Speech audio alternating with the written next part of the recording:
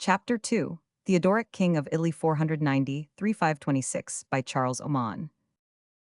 The Ostrogothic race, character of Theodoric, his administration of Italy, Theodoric in Rome, foreign policy of Theodoric, his wars with the Franks and Burgundians, his supremacy in Western Europe, misfortunes of his later years, death of Boethius, failure of Theodoric's great schemes. From the formal and constitutional point of view, the substitution of King Theodoric for King Odoacer, as ruler in Italy, made no change in the position of affairs. From the practical point of view, the change was important, for the new Teutonic kingdom was very much stronger than the old. Its ruler was a younger and a far abler man, the wisest and most far-sighted of all the Germans of the 5th and 6th centuries. Moreover, the military power of the Ostrogoths was far greater than that of the mixed multitude of foederati who had followed Odoacer.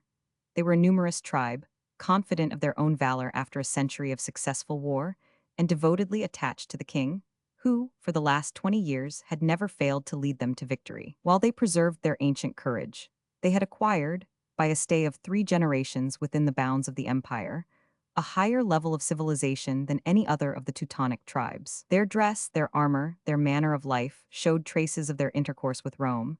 They had been Christians for a century, and had forgotten many of the old heathen and barbarous customs of their ancestors.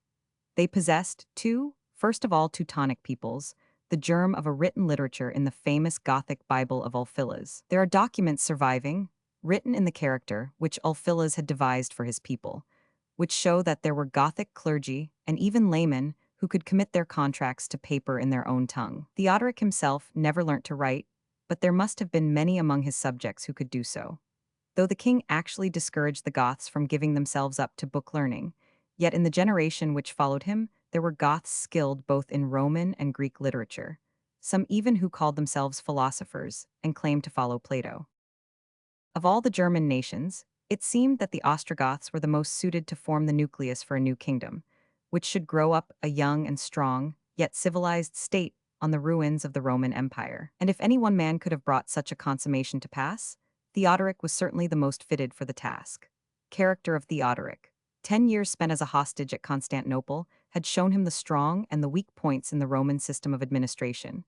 20 years spent in the field at the head of his tribesmen had won him an experience in war, both with Roman and barbarian, that made him unequaled as a general. Italian statesmen found him a mastermind who could comprehend all difficulties of the administration of an empire. Gothic warriors looked up to him, not only as the most skillful marshaller of a host, but also as the stoutest lance in his own army. Alike when he smote the Gepidi by the Danube, and when he drove the foederati of Odoacer into the Adige, the king had himself headed the final and decisive charge that broke the shield wall of the enemy. But Theodoric was even more than a great statesman and warrior. He was a man of wide mind and deep thought. His practical wisdom took shape in numerous proverbs which his subjects long treasured. And in spite of 1 or 2 deep stains on his character, we may say that his brain was inspired by a sound and righteous heart. The essential justice and fairness of his mind shines out in his official correspondence, even when enveloped in the obscure and grandiloquent verbiage of his secretary Cassiodorus. Among all the Teutonic kings, he was the justissimus unius et servantissimus equi, who set himself to curb the violence of the Goth, no less than the chicanery of the Roman, and taught both that he was no respecter of persons, but a judge set upon the throne to deal out even-handed justice. Alone among all rulers, Roman or German, in his day, he was a believer without tending in the least to become a persecutor. No monarch for 1,000 years to come could have been found to echo Theodoric's magnificent declaration that religion is a thing which the king cannot command, because no man can be compelled to believe against his will.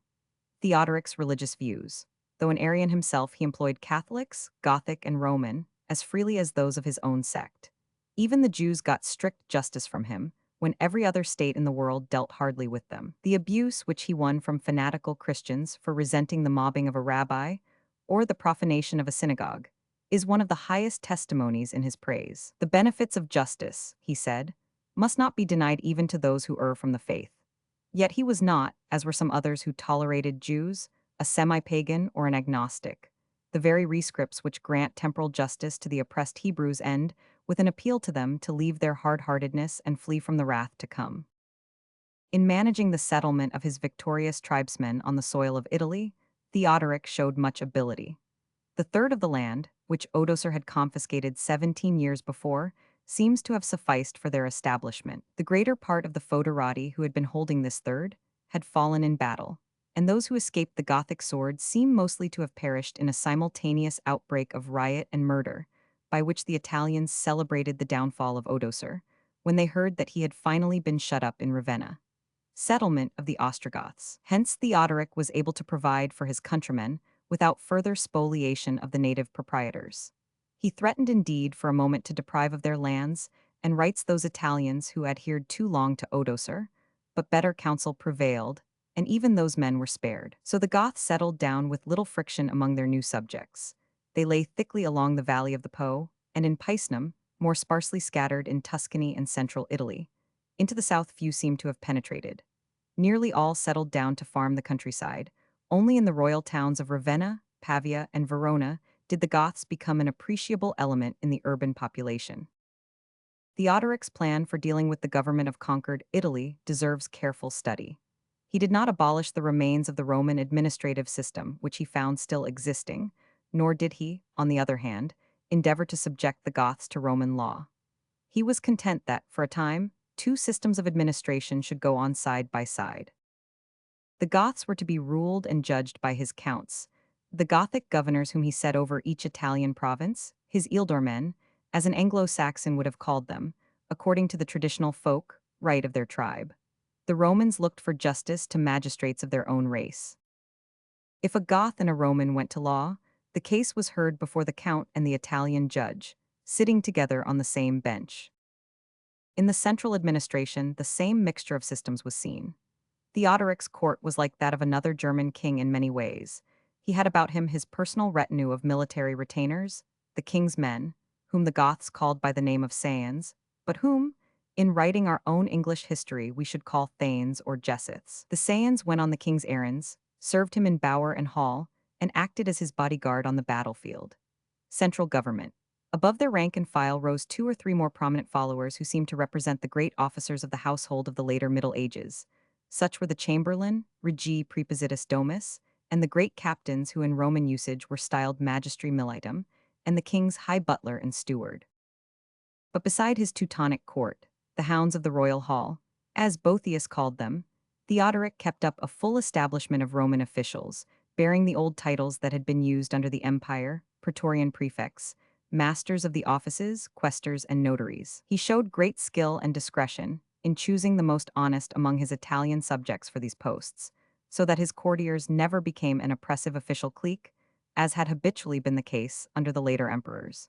He even chose as his praetorian prefect Liberius, who had adhered to Odoacer to the last, and told him that he esteemed him all the more for his fidelity to his first master. The best men in Italy were undoubtedly set to administer the central government, but it was Theodoric's misfortune that the better the man, the more likely he was to indulge in vain dreams of old Roman glory, and to resent in his heart the wise rule of the Ostrogoth. Boethius, the last of the Romans as he may be called, served Theodoric all his life without learning true loyalty to him. We have not space to notice half of Theodoric's reforms in the administration of Italy. Most wise among them was the careful restoration of the old roads, aqueducts, and drainage canals, which had been the glory of the early empire. He was himself a great builder, and erected royal palaces at Verona and Ravenna, of which, alas, only the smallest fragments survive. But he spent even greater care in keeping up ancient edifices. In Rome, he set apart every year 200 pounds weight of gold pieces for the repair of palaces and public buildings. He took under his protection even statues and monuments, and added representations of himself to the crowd of effigies which adorned Rome. So thoroughly did he put himself in the place of the Caesars that he even took care to celebrate games in the circus and harangue the assembled people in the forum. Theodoric in Rome. He attended and took part in the debates of the Senate, and endeavored to strengthen it by the appointment of a few Gothic senators. If he showed some unwisdom in arranging for the resumption of the bread dole, which had been such a curse to Rome, he atoned for it by a liberal scheme for the rearrangement of taxes, which at once relieved the people and filled the treasury. At his death, the royal hoard at Ravenna amounted to no less than 40,000 pounds weight of gold, 1,600,000 pounds in hard cash. Theodoric's wise administration at home was accompanied by an equally firm and able foreign policy. His first care was to establish friendly relations with the Eastern Empire. Even before Odoacer had met his death, he dispatched an embassy to report to Zeno that he had carried out his commission of conquering Italy and claimed an imperial confirmation of his title. But the embassy found Zeno just dead, and his successor, Anastasius, engrossed in the suppression of riots and rebellions. It was not that the emperor recognized the king of the Goths as ruler in Italy. Then, however, Anastasius made up for his tardy recognition by sending to Theodoric the regalia which Odoacer had forwarded to Zeno 20 years before, the robes and palace ornaments, which had last been used by the boy Romulus Augustulus. During the 33 years of the Amal's reign in Italy, he had only one dispute with the emperor. This was a frontier quarrel in 505, caused by troubles in Illyricum. Theodoric had taken in hand the restoration of the bounds of the Western Empire towards the east, and his generals, having subdued Pannonia as far as Sirmium and Singajunum, trespassed on to Mosian soil and came into contact with the Eastroman armies. There was some trouble for 3 years, but no great war, though in 508 of Anastasius, generals made a destructive raid on Apulia. But peace was ultimately made on the terms that the boundary should be drawn, as in the days of the Western Empire, at the Save and Danube. Much more important were Theodoric's dealings with his neighbors to west and north. He took over the task of Odoacer in guarding the old Roman districts beyond the Alps, which had once composed the provinces of Rhaetia and Noricum. Both were now becoming Teutonic rather than Latin-speaking lands. Into Rhaetia had fled many of the Alemanni, or Swabians, when Clodovs the Frank in 496 drove them out of their lands on the Main and Neckar. This people gladly acknowledged Theodoric as overlord, in return for his protection against the pursuing Franks, whom the Ostrogoth bade halt at the line of the Upper Rhine, between Basel and Constance. Farther east, in Noricum, the place of the emigrant Roman provincials had now been taken by a mixed Teutonic population, the remnant of the broken clans of the Rugians, Syri, and Tersalingi, who were just beginning to call themselves by the common name of Bavarians, under which we know them so well a few years later. They, too, like the Alemanni, were glad to acknowledge Theodoric as suzerain and pay him tribute.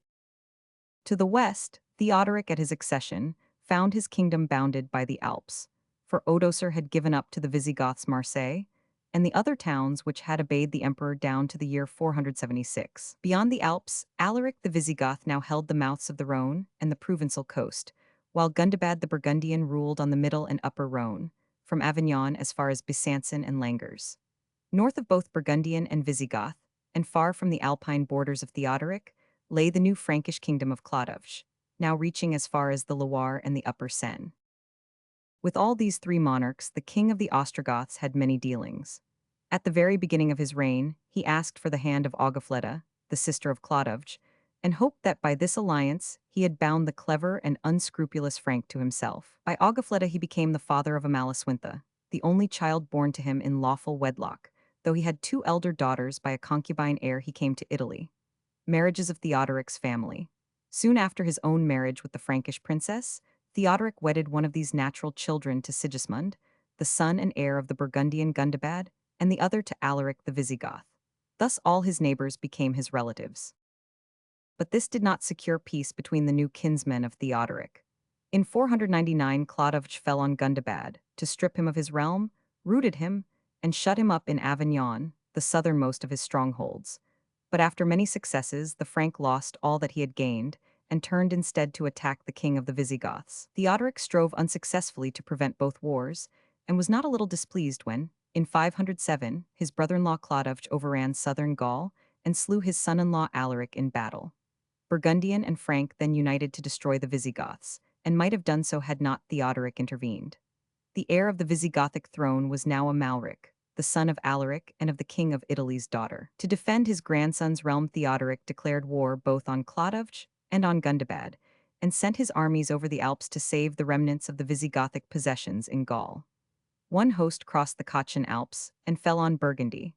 Another entered Provence and smote the Frank and Burgundian besiegers of Arles. With his usual good fortune, Theodoric recovered all Gaul south of the Durance and the Cevennes, 509, so that the conquests of Clodovs were confined to Aquitaine. The way was now clear for the Ostrogothic armies to march into Spain, to support the claims of the child Amalric against Jezalic, a bastard son of Alaric II, who had been proclaimed king of the Visigoths at Barcelona. After 2 years of guerrilla fighting, The pretender was hunted down and slain, though he had sought and obtained some help from the Vandal king Thrasimund, 511. For the next 14 years, till Amalric reached manhood, Theodoric ruled Spain in his grandson's behalf. Theodoric, king of the Visigoths. He was recognized as king of the Visigoths, in common with Amalric, and ruled both halves of the Gothic race, reunited after an interval of 200 years, with equal authority, and his royal mandates ran in Spain as well as in Italy. His delegate was Count Theudis, an Ostrogothic noble, who was made regent, and ruled at Narbonne over all the Visigothic realm west of the Rhone, while the Roman Liberius, named Praetorian Prefect of Gaul, administered Visigothic Provence from the ancient city of Arles. Theodoric's power was now supreme from Sirmium to Cadiz, and from the upper Danube to Sicily. He ruled the larger half of the old Roman Empire of the West, and exercised much influence in Gaul and Africa, the two parts of it that were not absolutely in his hands. After the War of 507, Clodovs the Frank had died, and his four sons, who parted his realm, made peace with the Ostrogoth, while Gundobad, the Burgundian king, had been fain to follow their example even earlier. 12 years of peace followed, 511–523, before Theodoric, now in extreme old age, had occasion to interfere in Gaul. Sigismund, the husband of Theodoric's elder natural daughter, was now king of the Burgundians. He was a gloomy and suspicious tyrant, and drew down the wrath of Theodoric by murdering his own heir, Sigeric, who was the Gothic king's eldest grandson. To punish this crime, Theodoric leagued himself with the Franks and attacked Burgundy. He conquered, and took as his share of the spoil the lands between Durance and Drôme, with the cities of Avignon, Orange, and Viviers, the farthest extension to the northwest of the Ostrogothic Empire. The circle of family alliances which Theodoric had made with his European neighbors was extended even beyond the Mediterranean. He married his sister, Amalfrida, a widowed princess, no longer in her first youth, to Thrasimund, the old king of the Vandals. In virtue of this connection, he seems to have treated Thrasimund as a younger brother, if not as a vassal. When the Vandal dared to help the usurper Jazalic in Spain, Theodoric imposed a tribute on him and bade him for the future do nothing without the counsel of his wife Amalfrida. Thrasimund did not resent this treatment, and for the future did all he could to propitiate his brother-in-law. The Vandal state, indeed, was not in a condition to risk a quarrel with Theodoric. Ever since the death of Huneric, it had been steadily on the decline. In the reigns of Gunthamund, 484–496, and Thrasimund himself, 496–523, it was continually losing ground to the insurgent Moors of Atlas. Gunthamund, who was not a persecutor like his predecessor Huneric, had endeavored to win the favor of the Catholics by allowing them to recall their exiled bishops and open their churches. But these boons did not check the falling away of his subjects, and during his reign the Moors conquered from him the whole seacoast from Tangiers to the gates of Caesarea. Vandal persecutions in Africa. His brother Thrasimund tried the opposite policy, resumed the persecutions, deported 200 Catholic bishops to Sardinia, and renewed the horrors of the days of Huneric. Naturally, he was no more fortunate in dealing with the native rebels than his brother had been. A quarrel with Theodoric would have meant ruin, so he kept himself from all foreign war. He died in 523 at a great age, killed, it is said, by the news of a great defeat which his armies had suffered at the hands of the Moors. His successor was his cousin Hilderic, the son of Huneric and the Roman princess Eudocia, the last scion of the house of Theodosius the Great. Educated by a Catholic mother, Hilderic was himself the first Orthodox Vandal king and ended the long African persecutions. But his reign was not happier than those of his two cousins. His enthusiastic championship of the Catholic cause brought him into collision with the bulk of his Vandal subjects, and he was attacked by a rebellious party, headed by Theodoric's sister, the Queen Dowager Amalfrida, who wished to proclaim as King of Africa one of her late husband's nephews. Hilderic had the better of the fighting, defeated the rebels, and captured Amalfrida, whom he consigned to a dungeon, to the great wrath of her brother, the King of the Goths, 523. As long as Theodoric lived, he merely kept her in close confinement, but the moment he heard of the old man's death, in 526, he had the cruelty to slay the aged queen, a deed which alienated forever the Vandals and the Ostrogoths. The captivity of his sister was not the only sorrow which clouded the last few years of Theodoric's long life. He was left in some trouble as to the succession to his crown. He had married his only legitimate child, Amalasuintha, to a Visigothic prince named Eutharic, of whose prudence and valor much was expected. Theodoric intended him to reign with his daughter as colleague and king consort, but in 522 Eutharic died, leaving as his heir a boy of only 5 years of age. Theodoric could not but see that on his death the accession of a woman and a child to the throne would be fraught with the gravest danger, more especially as his nephew Theodahat, the nearest male heir of the Amal house, was known to be an unscrupulous intriguer. It was perhaps owing to a temper embittered by these family troubles that Theodoric was led, during the last few years of his life, into an unhappy quarrel with some of the best of his Italian subjects. Rightly or wrongly, he had imbibed a notion that the Italians would take advantage of his death to stir up the emperor at Constantinople against his infant heir. The idea was very justifiable, for, in spite of all Theodoric's wisdom and goodness, most of his Roman subjects never learnt to look kindly upon a ruler who was at once an Arian and a Goth, and it seems that some, at least, of the Senate were secretly corresponding with the Emperor Justin. That monarch, the first Eastern emperor for 50 years who was undisputedly orthodox, had fired the enthusiasm of Catholics all over the world by his attempts to suppress Arianism, and the faithful in Italy were undoubtedly contrasting his action with the strict impartiality of Theodoric to the latter's disadvantage, the misfortunes of Boethius. In 524, the patrician Albinus was accused by Cyprian, the magister of Ficirum, of sending disloyal letters to Constantinople. At his trial, he was defended by the consular Boethius, at once a great official and the best-known author of the day, noted as philosopher, theologian, astronomer, and mechanist, in short, the chief representative of the intellect of Italy.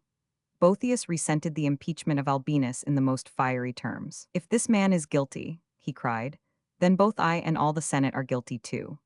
The accuser, Cyprian, proceeded to take him at his word, and brought forward further evidence to prove that Boethius himself had been one of the senators in correspondence with Justin, or had, at least, done his best to suppress evidence against those who actually were so engaged. Such an accusation, even if not fully proved, seems to have fired the anger of the old king. He could not tolerate disloyalty in a man whom he had always distinguished by his favor and preferred to the highest offices. By his orders, Boethius was put on his trial before the Senate, and there condemned. For a year Theodoric kept him in prison, a year invaluable to future ages, for in it the captive composed his Consolation of Philosophy, a work which was to be the comfort of many a noble but unhappy soul in the Middle Ages, and to find countless readers from King Alfred down to Sir Thomas More. At the end of a year's confinement, Boethius was tortured and put to death. Possibly he was altogether innocent of the charge laid to his account, that of secret correspondence with Constantinople. But more probably, he had actually written harmless letters into which a treasonable purpose was read by the malice of his accusers and the fears of the king. The death of Boethius was followed by another execution, that of his aged father-in-law, Symmachus, the chief of the Senate, whom Theodoric put to death on the mere suspicion that he resented his son-in-law's cruel end. There seems to have been no further charge laid against him, and no formal trial, so that this action ranks with the murder of Odoacer as the second unpardonable sin of Theodoric's life, 525. Others also suffered during the last 2 years of the old king's reign. In anger at Justin's persecution of the Arians, he threatened reprisals against the Catholics of Italy, and charged John the Bishop of Rome to sail at once to Constantinople, and inform the emperor that further persecution would mean war with the Goths, and involve an attack on the Orthodox throughout the Ostrogothic dominions. Moved by these threats, Justin suspended his harrying of the Arians, and treated the Pope with such respect and distinction that he roused the suspicions of the King of Italy. Theodoric thought that John had been too friendly with the emperor, and suspected that the honors and reverence shown him at Constantinople were part of a plan for seducing away the allegiance of his Roman subjects. When the Pope returned, he was thrown into prison, where, being already in ill health, he soon died. He was at once hailed as a martyr by all the Western Church, 526. The Italians thought that the execution of Symmachus and the imprisonment of Pope John foreboded a general persecution throughout Italy. It was rumored that the Arians had won from the king his consent to an edict closing the Catholic churches, and that the Goths were to take arms against their fellow subjects. Considering the tenor of the whole of Theodoric's previous life, it is most improbable that he had any such wild scheme of intolerance in hand. Death of Theodoric, 526. But he had certainly grown gloomy, suspicious, and hard in his declining days, and it was well for his own fame, as well as for his subjects, that he was carried off by dysentery not long after the death of Pope John. It would have been still better, both for king and people, had the end come 3 years earlier, before his first harsh dealings with Boethius. His unpopularity at the moment of his death is shown by the survival of several curious legends, which tell how holy hermits saw his soul dragged down to hell by the injured ghosts of John and Symmachus, or carried off by the fiend himself. So, after reigning 33 years over Italy and 12 years over Spain, Theodoric died, aged 72, and was buried by the Goths in the round mausoleum outside the gate of Ravenna, which he had built for himself many years before. His body has long disappeared, but his empty tomb still survives, well nigh the only perfect and unbroken monument that recalls the 60 years of Gothic dominion in Italy.